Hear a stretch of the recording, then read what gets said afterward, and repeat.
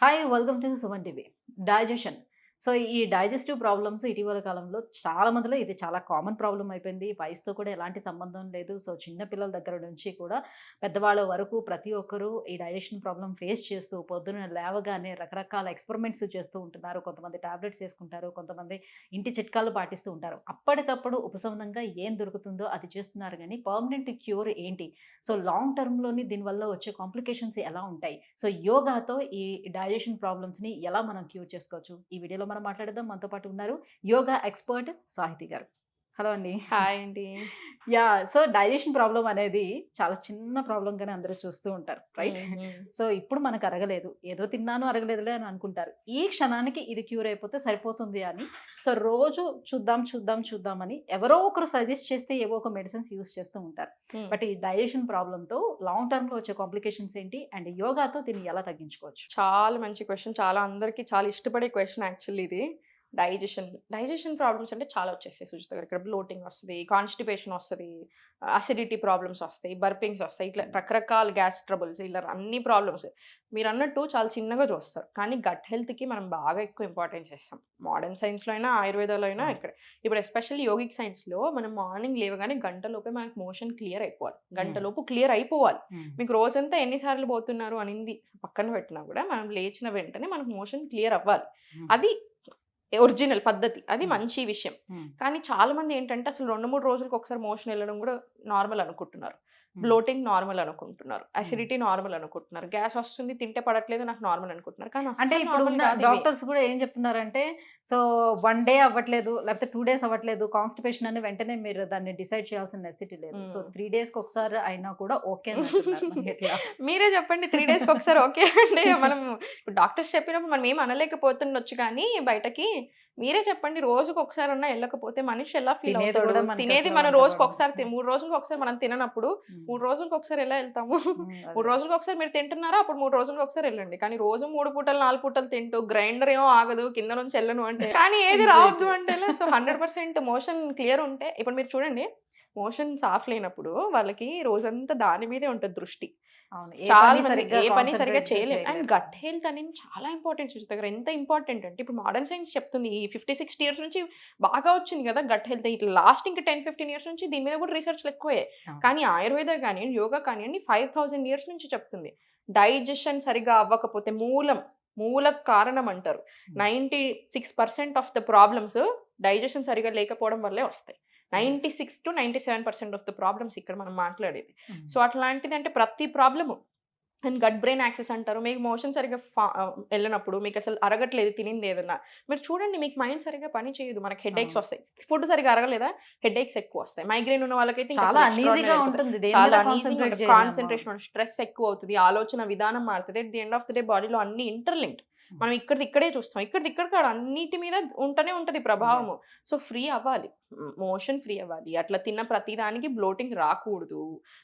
ఏం తిన్నా గ్యాసొస్తుంది. ఏది తిన్నా పడట్లేదు. అది చాలా పెద్ద ప్రాబ్లమ్. సో, దానికి చాలా సొల్యూషన్స్ ఉన్నాయి. హ్మ్. యోగాలో చాలా ఆసనాస్ ఉంటాయి మనకి. ఇప్పుడు ఫస్ట్ డే నుంచి మార్నింగ్ నుంచి రొటీన్ చాలా ఇంపార్టెంట్. మార్నింగ్ లేచాక మీరు ఆయిల్ పుల్లింగ్, బ్రష్ చేసుకున్న తర్వాత టంగ్ క్లీనింగ్ చాలా ఇంపార్టెంట్. చాలా మంది టంగ్ క్లీనింగ్ చేతిలో ఏస్తారా? చేతిలో ఏయకూడదు. హ్మ్. తెమడ కాదు మనకు పోవాల్సింది. తెమడతో పాటు టాక్సిన్స్ పోవాలి. టంగ్ కలర్ ఉంటది. డిస్కలరేషన్ వస్తది. వైటిష్ వస్తది. హ్మ్. హ్మ్. హ్మ్. ఎస్పెషల్లీ మనం హ్మ్. ముందు రోజు బాగా తిన్నప్పుడు ఏదైనా అంతా ఇట్లా నోట్లో వాసన వచ్చేస్తది. అవును. అందరికి పొద్దున్న లేవగానే సో, మనం టంగ్ క్లీన్ అది స్టీల్ ఆర్ కాపర్‌తోనే తీసుకోవాలి. అలా మనం టంగ్ క్లీన్ చేసిన నోట్లో అదంతా టాక్సిన్స్. ఆ టాక్సిన్స్, ఆ బ్యాడ్ బాక్టీరియా అంతా పోవాలి. సో, మన అంతా ఇది క్లియర్ అవుతది. ఆ హ్మ్. తర్వాత ఏంటి మీకు వెంటనే కొంచెం ఫ్రెష్ అనిపిస్తది. అందుకే బ్రష్ చేసుకున్న వెంటనే నిద్ర మత్తు వదులుతది. ఫ్రెష్ అనిపిస్తది. బ్యాడ్ బాక్టీరియా పోతుంది. టాక్సిన్స్ ఎలిమినేట్ ఈ బ్రష్ అయిపోతున్నాయి. చేసుకునేటప్పుడు కూడా చాలా మంది చాలా పెద్దగా శబ్దం చేస్తూ ఆ! లోపల అలా అలా పెట్టి అనకూడదు. యాక్చువల్లీ మంచిగా మొత్తం అంతా అసలొక కూడా తీస్తారు అవును. కదా! ఒక పసరులాగా వస్తూ తీస్తారు. ఉంటుంది. అది అవును. వచ్చేస్తే చాలా రిలీఫ్‌గా రిలీఫ్ అనిపిస్తుంది. అనిపిస్తుంది. చాలా అది మంచిది అని ఆ! కూడా చాలా మంది చేస్తూ ఉంటారు. ఎ కానీ ఇది నాలుక మీద ఎంతవరకు వేలేస్తారు. కానీ నాలుక మీద ఉన్నది తీసేయరు. లోపటి ఆ! తీస్తారు. అదే మొన్న ఒక డాక్టర్ వీడియో చూసాను దీని మీద జోక్. ఎందుకండి ఇలా ఏసి మొత్తం ఆ! చేస్తున్నారు? మంచిది కాదు అసలు మనకి లంగ్స్‌కి కూడా అది ఇబ్బంది పెడుతున్నారు అలా చేయొద్దు అని. సో, మార్నింగ్ లేచాక ఇదంతా అయిపోయిన తర్వాత మళ్ళా ఆసనాల లేదా వజ్రాసన. మల్లాసన ఇండియన్ టాయిలెట్ పొజిషన్ ఏదైతే ఉందో సుజిత గారు యూజువల్గా మనం ఎప్పుడు ఇంతకుముందు అక్కడే కూర్చొని లాస్ట్ 10-15 ఇయర్స్ నుంచి 10 ఇయర్స్ నుంచి మారింది, కానీ అంతకుముందు అంతా ఇండియన్ టాయిలెట్లో కూర్చున్నాం. మనం ఇండియన్ టాయిలెట్లో కూర్చున్న పొజిషన్ రాగానే కూడా మనకి మోషన్ కోలన్కి చాలా చాలా మంచిది. అండ్ ఆల్సో మోషన్ ఫ్రీ అవ్వడానికి బాగా హెల్ప్ అవుతుంది, చాలా తొందర అయిపోతుంది ప్రాసెస్. అండ్ సెకండ్ వచ్చేసి ఏంటంటే మనం మల్లాసనాలు ఇంతకుముందు కూర్చున్నాం కదా, అంటే ఇండియన్ టాయిలెట్స్లో రోజుకి 5-6 సార్లు అయినా బాత్రూమ్కి వెళ్ళే వాళ్ళం కదా టాయిలెట్ పర్పస్. సో మీరు అట్లీస్ట్ ఒక 5 నిమిషాలు కూర్చోగలుగుతున్నారు. స్పైన్ చాలా బాగా స్ట్రెంగ్తెన్ అవుతుంది. స్పైన్ స్ట్రెంగ్తెన్ అవ్వడానికి one of the main asanas ఏదైనా ఉంటే మల్లాసన వస్తుంది. రిప్రొడక్టివ్ ఆర్గన్ సైడ్ ఫ్లో చాలా బాగుంటుంది, పెల్విక్ ఆర్గన్ సైడ్ అన్ని. సో ఎలాంటి ప్రాబ్లమ్స్ రాకుండా ఉంటాయి ఆడవాళ్ళకైనా మగవాళ్ళకైనా. సో ఇన్ని రీజన్స్ ఉన్నాయి మనం కంప్లీట్ గా ఇండియన్ టాయిలెట్స్ అవునా మనం పోయింది. సో అందుకని బికాజ్ అలా ఎక్కువసేపు కూర్చోవటం వల్ల కూడా మీకు వెరికోస్ వెయిన్స్ వస్తాయి, సో చాలా ఇష్యూస్ ఉంటాయి. అసలు ఎక్కడ నుంచి వస్తున్నాయి సుజిత గారు? అలా అసలు ఎక్కడ ఎవరు చెప్పారు? ఇప్పుడు మోషన్కి వెళ్ళేటప్పుడు నేను వెస్టర్న్ లో కూడా ఎలా వెళ్ళాలి తెలుసా? ఇప్పుడు ఫర్ ఎగ్జాంపుల్ మన వెస్టర్న్ ఉంటది కదా, కాళ్ళ కింద ఇలా స్టూల్ ఉండాలి కంపల్సరీ. మీ బాత్రూమ్స్ లో కూడా ఈవెన్ వెస్టర్న్ టాయిలెట్ లో ఉన్న కింద కంపల్సరీ స్టూల్ ఉండాలి. ఈ పొజిషన్ ఏదైతే ఉందో ఈ పొజిషన్ లో మోషన్ చాలా ఫ్రీగా వస్తుంది. సో ఇది చాలా ఇంపార్టెంట్. అండ్ మార్నింగ్ లేచాక మల్లాసన లేదా వజ్రాసన మీరు అక్కడ చేయలేకపోతున్నారు, కూర్చోలేకపోతున్నారు ఎక్కువసేపు, కాబట్టి ఇక్కడ సపరేట్ ఉండాలి. ఈ రొటీన్ ఏదైతే ఉందో మార్నింగ్ మల్లాసన లేదా వజ్రాసనలో వామ్ వాటర్ తాగుతాం చూసారా, 1 గ్లాస్ నుంచి 1 లీటర్ వరకు తాగొచ్చు. స్లోగా సిప్ బై సిప్ తాగాలి. అది చాలా చాలా మంచిది. వెంటనే క్లియర్ చేస్తుంది, కడుపు అంతా సాఫ్ అవుతుంది. ఆ తర్వాత మీకు చాలా ఆసనాస్ ఉంటాయి. 15 to 20 మినిట్ ఆసనాస్ ప్రాక్టీస్ చేసినాక కూడా మనకి మొత్తం క్లియర్ అవుతుంది. ఒకవేళ మీకు క్లియర్ అవ్వనట్టు అయినా కూడా అసలు మీకు మొత్తం మార్నింగ్ 8 లోపే మీకు అసలు 2 సార్లు 3 సార్లు కూడా వచ్చేస్తుంది.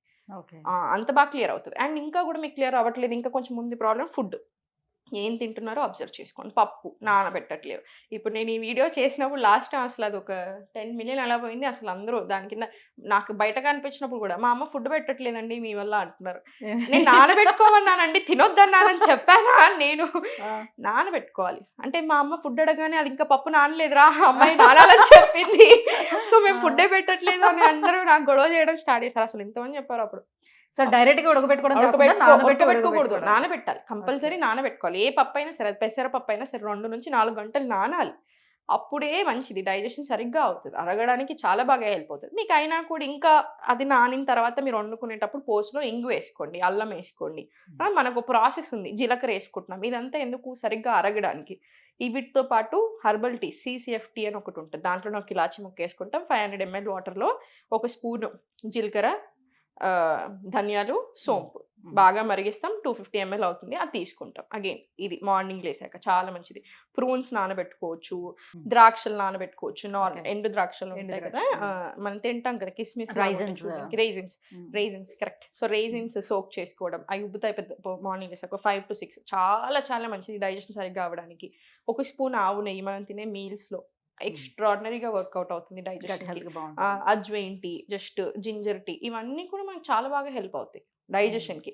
అండ్ దీంతో పాటు ఏంటి, మనం సరిగ్గా తినింది అరిగించుకోవాలంటే మూమెంట్ ఉండాలి. మరి తింటున్నాం కూర్చుంటున్నాం. ఎస్పెషల్లీ ఆఫ్టర్ 25, ఇంతకు ముందన్నా 30 తర్వాత డైజెషన్ కొంచెం కొంచెంగా తగ్గుతూ వస్తుంది. అందుకే ఏజ్ పెరుగుతున్న కొద్దీ మనం టీనేజ్ లో ఉన్నప్పుడు తిన్నంత ఇప్పుడు తినలేము. ఆబ్వియస్లీ 30లో తినలేము మనం అంత. అదే ఇప్పుడు టీనేజ్ పిల్లల్ని చూసి వాళ్ళు ఎంత తినా వాళ్ళకి అరుగుతానే ఉంటుంది, వాళ్ళు ఎంతైనా తినగలుగుతారు. మనం అలా తినగలుగుతామా? ఎందుకు? మనం సపోర్ట్ చేయట్లేదు డైజెస్టివ్ సిస్టమ్. మన డైజెస్టివ్ ఫైర్ ఏదైతే ఉందో స్ట్రాంగ్ ఉన్న రోజులు మనం బాగుంటాం, మెటబాలిజం పెరగాలి. సో దానికి తగ్గట్టే మీరు 100% 1 hour యోగా ప్రాక్టీస్ చేసుకొని లైఫ్ స్టైల్ సెట్ చేసుకున్నారనుకోండి, మీకు ఎక్స్ట్రాడినరీగా సెట్ అవుతుంది అన్నీ. లేదంటే మీరు లేట్ పడుకుంటున్నారు, అన్నీ ఇంటర్లింక్డ్. అందుకే మనం లేట్ పడుకుంటున్నాం, ఏమవుతుంది, తిన్న ఫుడ్ సరిగ్గా అరగట్లేదు, 10 o'clockకి పడుకుంటున్నాం, ఇంకా అది ఏమి అరగకముందే 12కి 1 దాకా చూసుకొని పడుకుంటాం. సర్కాడియన్ రిథమ్ దెబ్బతింటా ఉంది మన బాడీలో, న్యాచురల్ బయాలజికల్ క్లాక్ని డిస్టర్బ్ చేస్తున్నాం, సర్కాడియన్ రిథమ్ని దెబ్బతీస్తున్నాం. ఏమవుతుంది అప్పుడు? హార్మోన్స్ మీద పడుతుంది, స్ట్రెస్ అండ్ యాంగ్జైటీ ఎక్కువ అవుతుంది. ఇవన్నీ మళ్ళీ ఎక్కడ పడుతుంది ప్రాబ్లమ్? లివర్ మీద ఎఫెక్ట్ పడుతుంది. ఎక్కడ పడుతుంది? మళ్ళీ డైజెషన్ మీదే పడుతుంది. సో మనం మన బాడీ ఏమైపోతుంది అంటే, ఇప్పుడు నువ్వు బిర్యానీ తిన్నాను అనుకోండి, అదంతా అరగాలి కదా. అరగకుండా ఈ late sleepings, late night food eatings, ఇవన్నీ చేయడం, యాక్టివిటీ లేకపోవడం ఏమవుతుంది, మన బాడీ ఎట్లా అంటే గివ్ అప్ ఇచ్చేస్తుంది. అరే నువ్వు బిర్యానీ తిన్నా, లివర్ కూడా ఇంకెట్లా అంటే నా వల్ల కాదు ఇంతగానో క్లీన్ చేయడము, నేను 40% చూసుకుంటాను, ఇంకా నా దేవుడి దయ అన్నట్టు అయిపోతుంది. సో మిగతా 60% అంత ఏముంటుంది మన బాడీలోనే అక్యుములేట్ అవ్వకుండా కూర్చుంటుంది. సో ఎంత ప్రాబ్లమ్స్ చేసుకుంటున్నాను చూసారా. So everything interlinked. నేను ఒక చాయ్ తాగేసి నా హెల్త్ ప్రాబ్లమ్ సెట్ అవ్వాలి అని అవ్వదు, నేను ఓన్లీ ఎక్సర్సైజ్ చేసి నా ప్రాబ్లమ్ సెట్ అవ్వాలన్నా ఫస్ట్ రూట్ కాజ్ ఏంటో గమనించుకోండి. ఎక్కడో పడట్లేదు మీకు. ఏదో పడట్లేదు. మిస్టేక్స్ జరుగుతున్నాయి. సెట్ చేసుకోండి. హోల్ గ్రెయిన్స్ తినండి. మీ బాడీ చెప్పే మాట వినండి. ఏం తింటే పడుతుంది, ఏం తింటే పడట్లేదు రాసుకోండి. సీసీఎఫ్టీ, డైజెస్టివ్ టీస్ ఇట్లాంటివి చాలా ఉంటాయి మనం చెప్పాము. ఇవన్నీ ఫాలో చేయండి. ఫుడ్ కొంచెం మంచిగా అరిగేలాగా చేసుకోండి. సో ఏదైనా సరిపోతుంది. ఫుడ్ తీసుకున్న తర్వాత ఫ్రూట్స్ అలాంటివి తీసుకుంటే డైజెషన్ బాగా అవుతుందని కొంతమంది, తిన్న తర్వాత తీసుకోవద్దు బిఫోర్ తీసుకోండి అని కొంతమంది చెప్తూ ఉంటారు. అవును. ఏది మిత్ ఏది ఫ్యాక్ట్? 2 2 తప్పే. ఎప్పుడైనా ఫ్రూట్స్ ఎలా తీసుకోవాలంటే మీల్‌కి మధ్యలో ఫ్రూట్ ఉండాలి. తిన్న వెంటనే ఫ్రూట్ ఉండకూడదు. ఫ్రూట్స్‌తో డే స్టార్ట్ చేయొద్దు. ఫ్రూట్స్‌తో ఎండ్ కాకూడదు. మనకి ఫ్రూట్స్ తినింది కరెక్ట్‌గా మన బాడీకి పడాలి అంటే మీల్‌కి మధ్యలో ఉండాలి. అంటే ఇప్పుడు మార్నింగ్ మీ బ్రేక్‌ఫాస్ట్‌కి, లంచ్‌కి మధ్యలో ఫ్రూటో, లేదా లంచ్‌కి, డిన్నర్‌కి మధ్యలో ఫ్రూట్సో అది చాలా మంచిది. మన బాడీ చాలా బాగా పడుతుంది. చాలా మంచిగా అబ్జర్వ్ చేసుకోగలుగుతుంది. స్పైక్ కూడా అవ్వదు. సో, ఈ రకంగా మనకి చూసుకుంటే చాలా మంచిది. సో, డైజెషన్ విషయానికొస్తే ఏంటి, ఇప్పుడు మీరన్నట్టు ఫ్రూట్ కాదు. మనం తిన్న వెంటనే వజ్రాసనాలో 1-2 మినిట్స్ కూర్చొని, తర్వాత ఒక 15 మినిట్స్ వాక్. మీరు ఆఫీస్‌లో ఉన్నా సరే, ఏమనంటే నేను ఆఫీస్‌లో ఉన్నాను కదండీ ఎలా అంటారు. ఆఫీస్‌లో లేచి ఒక ఫుడ్ తిన్నాక ఒక 10 నిమిషాలు అక్కడే నడవండి. ఎవరు ఆపుతారు మనల్ని? నైట్ ఒకవేళ మీకు అసలు నిజంగా కుదరట్లేదు ఆఫీస్‌లో కూర్చున్నప్పుడు, డిన్నర్ తర్వాత ఇంటికెళ్ళాక నడవండి. ఇంట్లోనే నడవండి 15 మినిట్స్. చాలా మంచిది. మీకు నిద్ర బా పడుతుంది. స్ట్రెస్ కంట్రోల్ అవుతుంది. డైజెషన్ మంచిగా బూస్ట్ అవుతుంది. అంటే మెటబాలిజం ఎన్ని అవర్స్ పెరుగుతుంది. చేసుకోవాల్సి ఉంటుంది యోగా పర్ డేలో? 1 అవర్ చాలు. 1 అవర్. ఓకే. 1 అవర్ చేయడానికే నేను ఇంత కష్టపెట్టాల్సి వస్తుంది. అందరిని కష్టపెడుతున్న ఫీలింగ్ వస్తుంది జనాలకి. ఫస్ట్ ఒక గంట సుజిత గారు. గంట బేసిక్. మన కోసం మనం గంట ఇచ్చుకోలేకపోతే మాత్రం నిజంగా ఎవరు ఏం సరే చేయలేరు. ఒకేసారి గంట స్పెండ్ చేయలేకపోతే మార్నింగ్ 1/2 100% అవర్, ఈవినింగ్ ఒక హాఫ్ 100% అవర్ అలా బ్యాలెన్స్ చేసుకోవచ్చు. మార్నింగ్ లేచాక నేను చెప్పినట్టుగా మోషన్ క్లియర్ అయ్యేలా చూసుకొని, లేదు క్లియర్ అవ్వలేదంటే ఆసన ప్రాక్టీస్ తర్వాతనే అవుతుంది. ప్రాణాయామం పెట్టుకోండి. ఆసన ప్రాక్టీస్ ఉంటుంది. సూర్య నమస్కారాలు చేసుకోండి. రిలాక్స్. ఇది మీకు త్రూ ఔట్ ది డేకి మీకు మూడ్ స్వింగ్స్ రాకుండా చూసుకుంటది. త్రూ ఔట్ ది డేకి మీకు ఎనర్జిటిక్‌గా ఉంచుతుంది. ఫోకస్ పెంచుతుంది. అన్ని రకాలుగా హెల్ప్ చేస్తుంది. నైట్ పడుకునే ముందు బ్రీతింగ్ టెక్నిక్స్ తీసుకోండి. ఓం మంత్ర చాంటింగా, లేదా భ్రామరి ప్రాణాయామం, లేదా చాలా బ్రీతింగ్ టెక్నిక్స్ ఉంటాయి. అంతర్కుంభక యాడ్ చేసి తీసుకునేది. అంటే 5 second inhale, 2 seconds hold, 6 seconds exhale. ఇట్లాంటి బ్రీతింగ్ టెక్నిక్స్ ప్రాక్టీస్ చేసి పడుకోండి. సో, ఇక్కడ మీకు 45 మినిట్స్‌లోనే అయిపోయింది కదా! థ్యాంక్ యూ సాహితి గారు. Thank you so much. So, ఈ మధ్యకాలం అందరూ ఫేస్ చేస్తున్నటువంటి ఈ ప్రాబ్లమ్, డైజెషన్ ప్రాబ్లమ్‌కి దీనికి ఎంత మంచి సొల్యూషన్ కూడా తెలియజేసినందుకు thank you so much. Thank you.